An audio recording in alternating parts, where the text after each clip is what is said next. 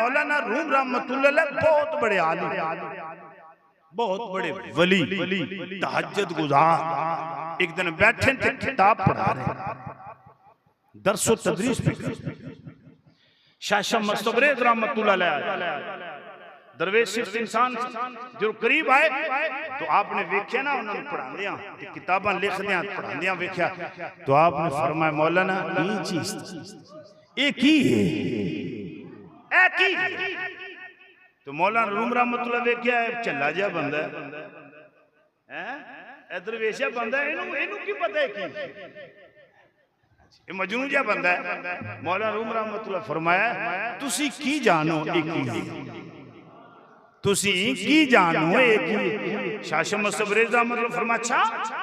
मैंने नहीं पता। फरमा नहीं आपने जी किताब पकड़ी जो भी अगे पईयां वो हौस ही पानी दा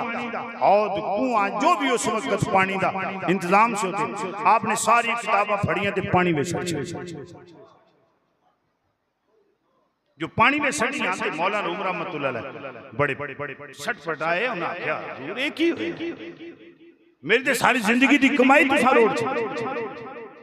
मैं तो बड़ी मुश्किल है इलम दा ए खजाना इकट्ठा किया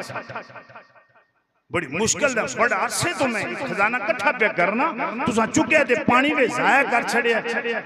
शाह शम्स तबरेज़ रहमतुल्लाह फरमाया बस ये तेरे को हुजूर मेरा खजाना मुक गया है, मेरी मेहनत जाया हो गई। अल्लाह दे वली ने इंज वेखे ना मेरे मालिक की तरफ इधर सुभान अल्लाह सारे नहीं पाते इंज वेखे ना खालिक दी बारगाह बाजू उठाया पानी में रखिया पानी चो किताब कड्डी ऐसा हाथ रख के ना ऐसा किताब ते जो मारा ना दूसरा हाथ पानी दी बजाय विचों घट्टा निकलिया मिट्टी निकली गर्द गिल्ला नहीं होया गर्द निकली। मौलाना रूम रहमतुल्लाह फरमांदे ने ये चीज एक ही है फरमाया जे ओ मैं नहीं ना सजांदा ए तू नहीं जा तो फिर फरमाया मौला रूम रा मौलवी हरगज न शुद्ध मौला रूम